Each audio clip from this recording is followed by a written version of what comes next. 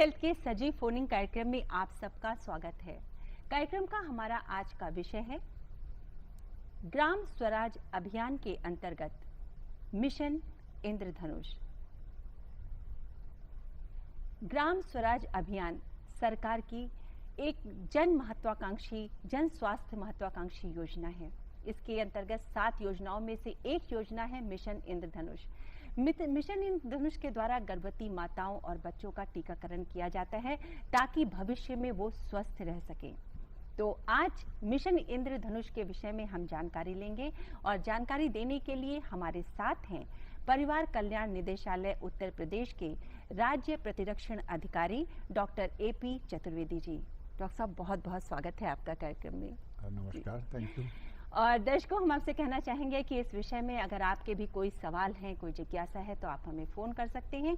Phone करने के लिए नोट कर लीजिए आप हमारा फ़ोन नंबर है 0522-220-5756, 0522-2288698, 0522-407-6802। और इसके साथ आपसे अनुरोध है, जब भी आप हमें फ़ोन करें अपने टीवी सेट का वॉल्यूम थोड़ा कम रखें ताकि आपकी आवाज़ हम तक अच्छे से पहुंच सके। डॉक्टर साहब, क्योंकि हमारा ये फोनिंग कार्यक्रम है तो अभी फ़ोन कॉल्स भी आनी शुरू हो जाएंगी। उससे पहले मैं चाहूँगी कि आप ये बताएं कि ग्राम स्वराज अभियान ये क्या है? ठीक है, जैसे आपने बहुत ही एक इम्पॉर्टेंट सवाल पूछा है और हम अपने दर्शकों को ये बताना चाहेंगे हमारे माननीय प्रधानमंत्री जी की पहल से एक ये बहुत ही इम्पॉर्टेंट योजना जो है ग्राम स्वराज अभियान, जो हमारा उत्तर प्रदेश पूरे देश में चलाएगा। इसमें उत्तर प्रदेश के 3,387 गांव चिन्हित किए गए थे और इसमें ये 14 अप्रैल से शुरू हुआ था 5 मई तक।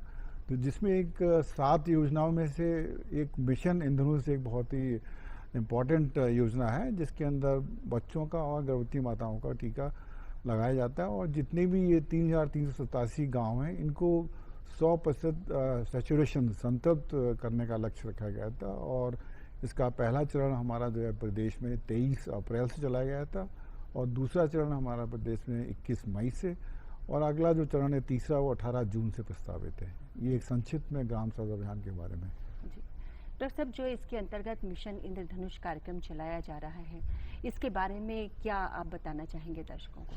देखिए, इसके बारे में हमें बताना चाहेंगे कि इसमें जितने भी गांव चिन्हित किए गए थे उन हर गांव में एक सर्वे के आधार पर जो भी बच्चे हमारे छूटे हुए थे या गर्भवती माताएं जिनको टीका ड्यू था, उन सभी बच्चों को एक मैग प्लान के अनुसार एक योजना के तहत उन सत्र लगाकर वहाँ पर बच्चों का टीकाकरण किया गया है। और इसमें हम आपको ये बताकर बड़ा मेरे को और प्रदेश को सभी को एक खुशी होती है कि हमने 100% जो है सभी गाँव जो संतृप्त किए थे सैचुरेशन अप्रैल के महीने में। डॉक्टर साहब, इसके अंतर्गत जब गर्भवती माताओं को और बच्चों को टीके लगाए जाते हैं, ये कब कब लगाए जाते हैं? हाँ, देखिए, इसका एक नियत शेड्यूल, एक समय सारणी होती है, उसके आधार पर बच्चों को टीका लगाया जाता है। अगर बच्चे से कहीं भी अस्पताल में या कहीं भी पैदा होते हैं तो उसमें बच्चे को पैदा होने के 24 घंटे के अंदर एक आपका पोलियो की जीरो डोज दी जाती है, हेपेटाइटिस B का बर्थ डोज दिया जाता है और BCG का एक टीका लगा के उनको बच्चे को कहते हैं कि डिस्चार्ज किया जाता है। फिर जब बच्चा हमारा 1.5 महीने का हो जाता है, 2.5 महीने का हो जाता है, 3.5 महीने का हो जाता है, तो उसके साथ पेंटावलेंट की पहली खुराक दी जाती है 1.5 महीने पर और पोलियो की पहली खुराक दी जाती है। इसके साथ एक IPV इंजेक्टेबल पोलियो वैक्सीन भी आती है, तो इनएक्टिवेटेड जिसे बोलते हैं, उसका भी एक फ्रैक्शनल डोज दिया जाता है। और कुछ चयनित हमारे जो ज़िले हैं, 12 ज़िले, जिसमें एक निमोनिया से लड़ने के लिए PCV वैक्सीन भी दी जाती है। फिर जब बच्चा हमारा 9 महीने का हो जाता है तो उसको मीजल्स खसरा की पहली खुराक और JE जिसे दिमागी बुखार कहते हैं उसकी पहली खुराक 38 चयनित जनपदों में दी जाती है। उसके बाद जब बच्चा हमारा करीब 1.5 साल का होता है, 16 महीने से 24 महीने पे, तब फिर खसरा और JE का जो है टीका उसका दूसरी खुराक दी जाती है। तो ये एक शेड्यूल है। और फिर जब उसके साथ ही एक DPT का पहला बूस्टर दिया जाता है। फिर जब बच्चा हमारा 5 साल का हो जाता है तो उसको DPT का सेकंड बूस्टर। तो ये पूरा एक 5 साल तक का एक भारत सरकार के अनुसार एक समय सारणी निश्चित की गई, जिसके अनुसार हम लोग फॉलो करते हैं। डॉक्टर साहब, बाराबंकी से एक हमारे कॉलर जुड़े हैं, नंद स्वरूप मिश्रा जी। हेलो। हाँ, नमस्ते मैडम, मेरा नाम नंद स्वरूप है, मैं बाराबंकी जहाँ बसौली पड़ता। मैं जानना ये चाहता हूँ, जो इंद्रधनुष के तहत जो टीकाकरण कराए जाते हैं, तो ये कौन कौन सी बीमारियों के कराए जाते हैं, और ये निःशुल्क होते हैं कि इसका कुछ शुल्क भी हम लोगों को देना पड़ेगा? देखिए आपने बहुत ही मिश्रा जी अच्छा सवाल पूछा है। और हम ये बता दें आपको, जो मिशन इंद्रधनुष के अंदर जितने भी कहते हैं टीके लगाए जाते हैं, ये हमारे 9 जानलेवा बीमारियों से बचाने के लिए लगाए जाते हैं, जिसमें हमारा तपेदिक है, काली खांसी है, और गलघोटू है, आपका पोलियो है, इसका खसरा है, दिमागी बुखार है, न्यूमोनिया है, तो हेपेटाइटिस जो आपका भी, इस तरह के ये बीमारियों के लिए टीके लगाए जाते हैं। और इसके लिए सभी ग्राम स्तर पर बुध और शनिवार को अपने तय प्रोग्राम के हिसाब से हमारी एएनएम बहन जी जाती है और टीका लगाती हैं, और ये निःशुल्क लगाया जाता है हर स्तर पे, चाहे पीएससी हो, चाहे सीएससी हो, चाहे आपका ग्राम स्तर पे हो। इसके लिए कोई भी किसी को शुल्क नहीं देना पड़ता। नंद स्वरूप जी, प्रश्न पूछने के लिए आपका बहुत बहुत धन्यवाद। और अभी बहुत सारे प्रश्न हमारे पास भी हैं और आपके पास भी होंगे, तो आप फोन करिए हमें। लेकिन फिलहाल वक्त हो गया है मिशन हेल्थ में एक ब्रेक का। मिलते हैं ब्रेक के बाद। ब्रेक के बाद एक बार फिर से स्वागत है आपका कार्यक्रम मिशन हेल्थ में। और आज का हमारा विषय है ग्राम स्वराज अभियान के अंतर्गत मिशन इंद्रधनुष। और इस विषय पर जानकारी दे रहे हैं परिवार कल्याण निदेशालय उत्तर प्रदेश के राज्य प्रतिरक्षण अधिकारी doctor AP Chaturvedi ji. Doctor साहब, बहराइच से रेखा पांडे जी हमारे साथ जुड़ी हैं, उनका एक फोन कॉल ले लेते हैं। हेलो। हाँ रेखा जी, स्वागत है मिशन हेल्थ में, आप अपना प्रश्न पूछिए। रेखा पांडे बोल रहे हैं बहराइच से। हमारा प्रश्न है कि बच्चों को कभी टीका लगता है तो उसमें बुखार आ जाए, तो इसके लिए हम क्या करें अभियान के तरीके? देखिए रेखा पांडे जी, आपने जो सवाल पूछा है, मैं जहाँ तक सुन पा रहा हूँ कि बच्चों को टीका लगने के बाद बुखार आ जाता है कभी कभी, तो उसमें आपको किसी भी बच्चे या माँ बाप को परेशान होने की आवश्यकता नहीं है। ये कुछ वैक्सीन होती हैं, जैसे पेंटावेलेंट वैक्सीन है, तो उसको लगने के बाद कुछ बुखार आता है तो हमारी एएनएम बहन जी उसको एक बुखार की दवाई देती है, पैरासीटामोल की गोली होती है, वो आप बुखार आने में दे सकते हैं, उसकी कोई परेशानी की बात नहीं है। डॉक्टर साहब, मिशन इंद्रधनुष का जो लक्ष्य रखा गया था, उसकी क्या वो लक्ष्य पूरा हो गया? उसकी कितनी प्रगति हुई है? देखिए ऐसा, जो हमारा पहला चरण चला था अप्रैल में ग्राम स्वराज अभियान में, उसमें जो 3387 गाँव थे प्रदेश में, उसमें ये लक्ष्य रखा गया था कि सारे गाँव 100% मतलब संतृप्त होने चाहिए।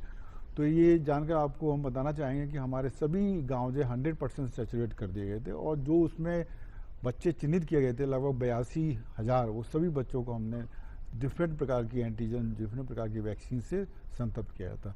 तो एक बहुत, इसी तरह जो गर्भवती माताएं थी उनको भी हमने सभी को चिन्हित करते हुए टीका लगाया था, और एक बहुत अच्छी उपलब्धि हमारे लिए थी।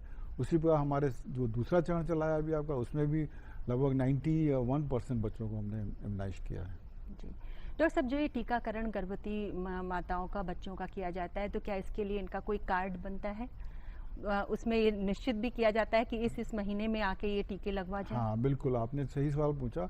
इसमें होता है कि जब भी गर्भवती माता या कोई भी अगर हमारे सेंटर पे आती है, जो टीकाकरण सत्र होता है गांव में, वहाँ पे टीका लगने के बाद उसको एक मदर एंड चाइल्ड कार्ड बोलते हैं, एमसीपी कार्ड बोलते हैं, वो कार्ड जो है उसको दिया जाता है, जिसमें उसके टीके, आज सपोज आज 1.5 महीने का बच्चा है तो उसको जो भी टीका लगा वो टीके की डेट उसमें एंट्री होती है। उसके बाद जो अगला टीका ड्यू होता है उसकी तिथि भी उसमें लिखी जाती है, जिससे कि अगली बार उसको याद है कि हमें कब वो किस तारीख में आना है, कि गर्भवती माता और ये ना भूल सके कि उसको कब पहुंचना है।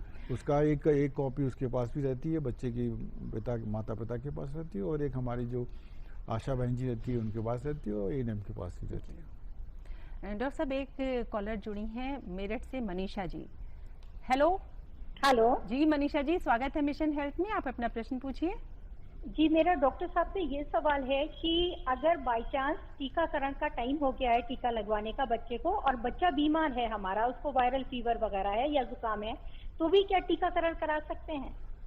नहीं, इसमें कोई नुकसान नहीं है। अगर आपको आपके बच्चे ने एक डोज ले ली है, उसके बाद अगर उसमें दूसरी डोज के समय बुखार आ रहा है, तो आप अगर कहते हैं कि बहुत तेज़ बुखार नहीं है, हल्का फुल्का बुखार है, तो दवा दे के आप उसको दोबारा ला सकते हैं। लेकिन उसमें अगली बार जब आएगा तो दूसरे टीके से उसका शुरुआत हो जाएगी, जब भी उसका ड्यू है, तो उसमें कोई घबराने की बात नहीं है। बात नहीं है। डॉक्टर साहब, अगर किसी बच्चे का कोई टीका छूट जाता है किन्हीं कारणों से, तो उसको कैसे लगाया जाता है? कि उसके लिए कोई डेट अलग से निश्चित की जाती है, क्या होता है? नहीं, उसके लिए कोई अलग से डेट निश्चित नहीं है। जब भी उसके गांव में जब भी सत्र लगेगा, जिस दिन या जहाँ अस्पताल पे PSC जाना है उसको, तो उसका जो ड्यू टीका है, जैसे पेंटावलेंट का पहला टीका लग गया आपको 2 महीने पहले, 3 महीने पहले, अब वो मान लीजिए बीच में नहीं आ पाया, तो जब आया तो उसका दूसरे टीके से शुरुआत की जाएगी, उसके फिर 4 हफ्ते बाद तीसरा टीका लगेगा। ये एक तरह का प्रोग्राम शेड्यूल होता है। जी डॉक्टर साहब, जैसे अभी आपने बताया कि गर्भवती माता और बच्चे का कार्ड बन जाता है, उसमें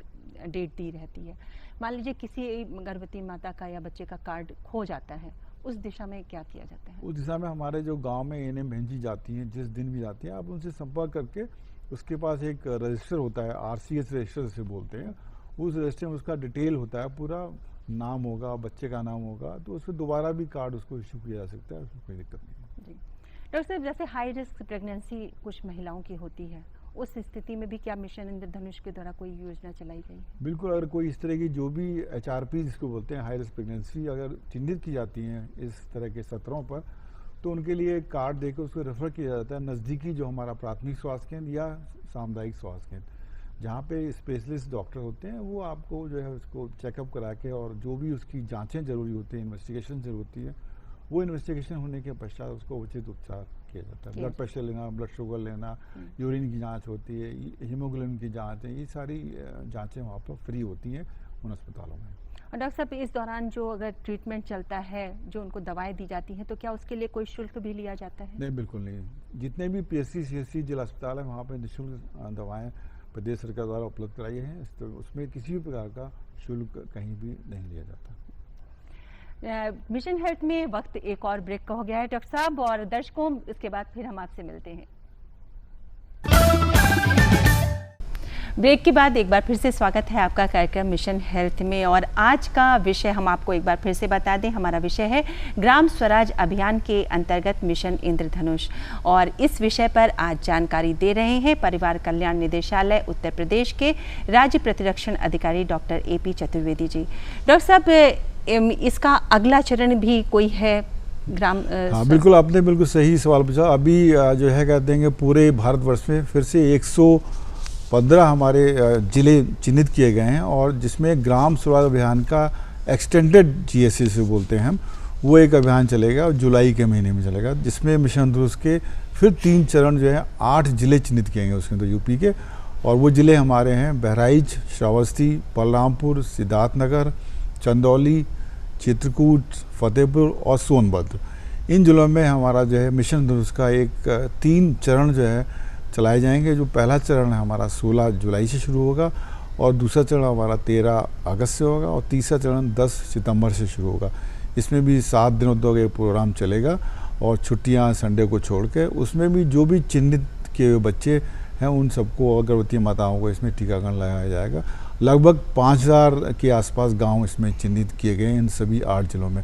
तो ये भी एक बहुत ही इम्पॉर्टेंट प्रोग्राम जो हमारा अगला आने वाले महीनों में हमारा ड्यू है। डॉक्टर साहब, क्या इसकी जानकारी सभी गांव वालों को हो सके, या जहां भी ये कैंप लगते हैं तो उसके लिए क्या व्यवस्था की जाती है? उसके लिए एक देखिए कहते हैं हर लेवल पे आपका स्टेट लेवल पे मीटिंग्स हो जाती हैं, फिर जिले लेवल पे उसकी बैठकें होती हैं, और वहाँ पे जो प्रचार प्रसार के लिए आपका पोस्टर्स हैं, बैनर्स हैं, होर्डिंग्स हैं, इसके माध्यम से किया जाता है। इसके अलावा हमारा जैसे TV के माध्यम से, रेडियो के माध्यम से, कम्युनिटी रेडियो स्टेशंस होते हैं, उनके माध्यम से इसका प्रचार प्रसार समुचित किया जाता है। इसके अलावा अभियान से पहले हर जिले पे ब्लॉक लेवल पे रैलियां निकाली जाती हैं, और गांव में जो हमारी आशा होती है वो गांव में बुलावा पर्ची एक बहुत ही इम्पोर्टेंट कंसेप्ट है। उस पर्ची को एक दिन पहले जाके बांटती है कि आपके बच्चे का ये टीका ड्यू है, आप अगले दिन आके उस बच्चे को टीकाकरण कराएं। तो ये एक बहुत ही एक अच्छा प्रोग्राम है। डॉक्टर साहब, लखनऊ से मोनी जी हमारे साथ जुड़ी हैं। Hello hello hello. हाँ, मिशन हेल्थ में स्वागत है आपका, प्रश्न पूछिए। मैं मोनी बोल रही हूँ लखनऊ से। मैं ये जानना चाह रही थी कि डॉक्टर साहब ये बताएं कि अगर बच्चे को बुखार, जुकाम या कोई ऐसी बीमारी है हल्की फुल्की, तो तब भी क्या टीके लगवाए जा सकते हैं? हाँ बिल्कुल मोनी जी, आपने सवाल जो बताया ठीक है। मैंने जैसे पहले भी बताया प्रोग्राम में, अगर कोई जब तक उसको गंभीर बीमारी ना हो वह तब तक उसको टीका लगाने में कोई परेशानी नहीं है, आप टीका लगवा सकते हैं समय पर। अगर उसको गंभीर बीमारी है तो उस केस में पहले इलाज कराइए, उसके बाद उसको टीका लगवाइए। डॉक्टर साहब, जैसे गर्भवती माताओं के लिए कुछ दवाइयाँ नहीं होती हैं कि इनको नहीं दी जाती हैं, तो क्या कुछ ऐसे टीके भी होते हैं जो गर्भवती को नहीं लगने चाहिए? नहीं, देखिए हमारे टीकाकरण प्रोग्राम में गर्भवती माता का केवल एक ही टीका लगता है, टिटेनस टॉक्साइड का। तो उसके लिए कोई इस तरह का कॉन्ट्राडिकेशन नहीं है, वो अगर बीमारी हो भी तब भी लगाया जाता है, लगाया जा सकता है।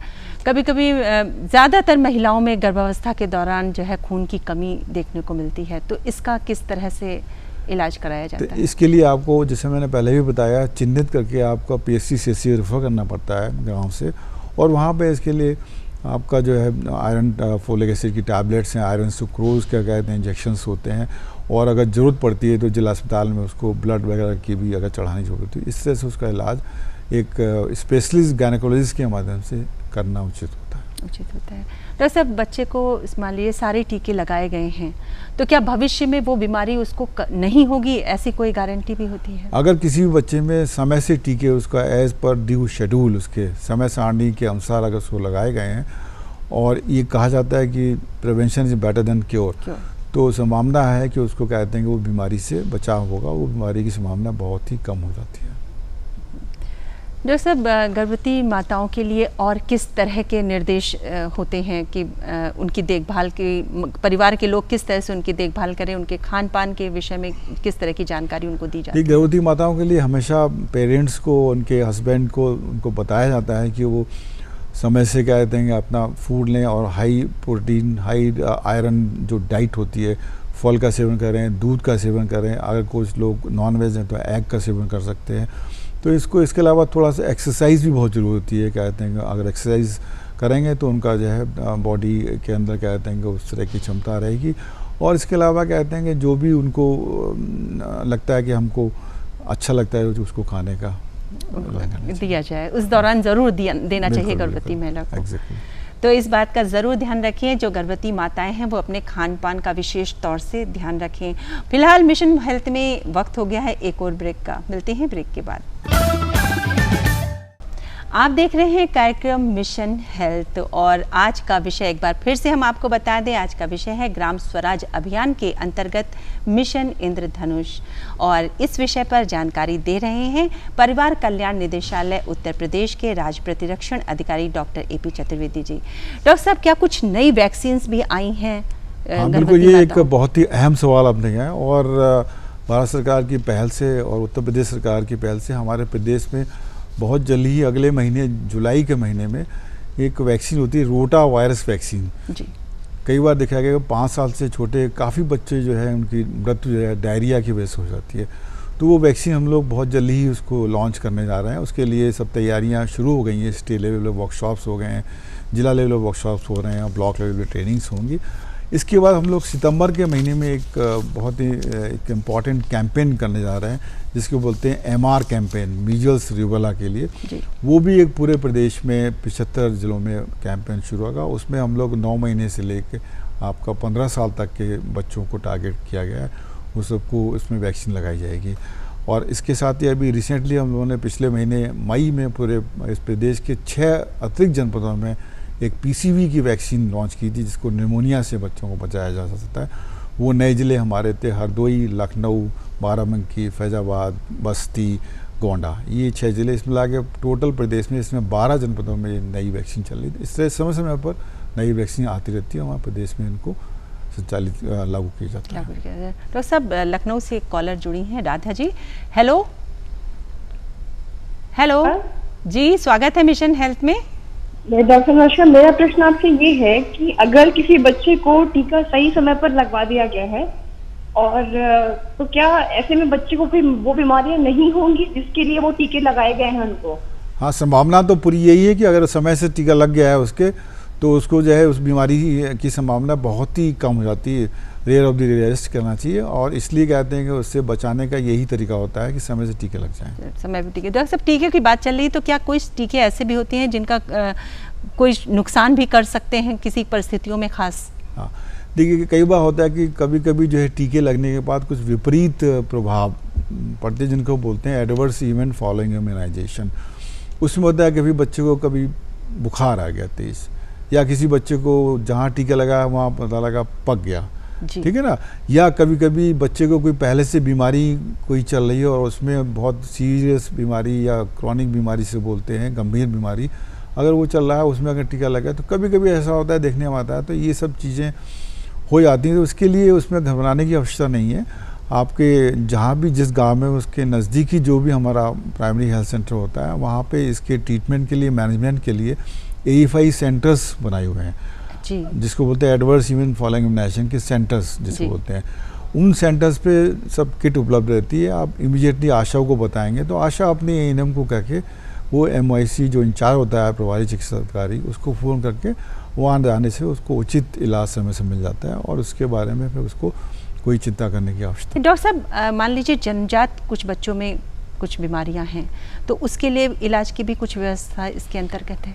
नहीं, एक्चुअली ये तो टॉपिक आपका जो है मिशन इंद्रधनुष में नहीं आता, लेकिन फिर भी अगर इस तरह की जन्मजात कोई बीमारी या किसी कंजेनिटल एनोमलीज जिसे बोलते हैं, अगर इस तरह किसी बच्चे को होता है तो जो नज़दीकी हमारा जिला अस्पताल में वहाँ उसको जाके दिखाना चाहिए, जहाँ से जो भी अगर उचित उसका इलाज होगा वो वहाँ संभव होगा वो किया जाता है। जी, गोंडा से फिर हमारे कॉलर जुड़ गए हैं हमसे। हेलो हेलो जी, स्वागत है मिशन हेल्थ में। हाँ, महेश गोंडा से बोल रहे हैं मैम जी। डॉक्टर साहब से पूछना था कि मिशन इंद्रधनुष के विषय में थोड़ा सा विस्तार से जानना था।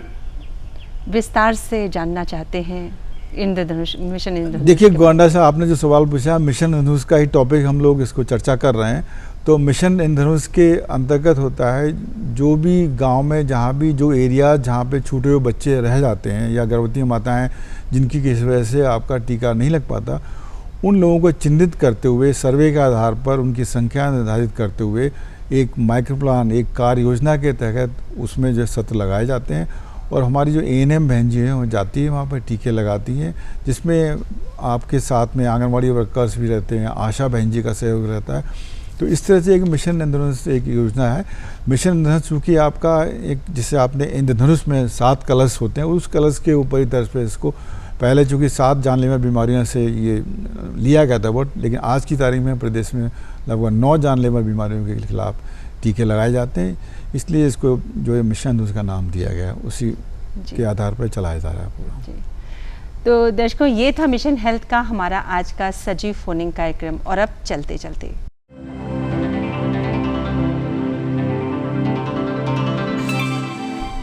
और दर्शकों, चलते चलते में हम आपसे एक प्रश्न पूछते हैं। उस प्रश्न का सही उत्तर भेजने वाले दर्शकों में से किसी एक दर्शक के पत्र का चयन हम लकी ड्रॉ के द्वारा करते हैं और फिर आमंत्रित करते हैं उन्हें अपने यहाँ इस स्टूडियो में। तो नोट कर लीजिए हमारा आज का प्रश्न। हमारा प्रश्न है, क्या ग्राम स्तर पर सरकारी स्वास्थ्य केंद्रों पर सभी टीके मुफ्त में लगाए जाते हैं? प्रश्न एक बार पुनः नोट कर लीजिए। क्या ग्राम स्तर पर सरकारी स्वास्थ्य केंद्रों पर सभी टीके मुफ्त लगाए जाते हैं? और इस प्रश्न का उत्तर आप हमें जिस पते पर लिखकर भेजेंगे वो पता भी नोट कर लीजिए। हमारा पता है प्रस्तुतकर्ता मिशन हेल्थ, कमरा नंबर 205, दूरदर्शन केंद्र 24 अशोक मार्ग, लखनऊ 226001 और हमारा ईमेल आईडी है missionhealth.dduplko@gmail.com। डॉक्टर साहब, आप आए और हमारे दर्शकों को मिशन इंद्रधनुष के बारे में इतनी महत्वपूर्ण जानकारी दी, इसके लिए आपका बहुत बहुत धन्यवाद। इसके साथ ही धन्यवाद करना चाहेंगे अपने उन सभी दर्शकों का जो हमारा कार्यक्रम देख रहे हैं और जो हमें फ़ोन करा जिन दर्शकों ने। और आपसे कहना चाहेंगे कि स्वास्थ्य मिशन की जितनी भी योजनाएं हैं उनका लाभ उठाइए और स्वस्थ जीवन जिए।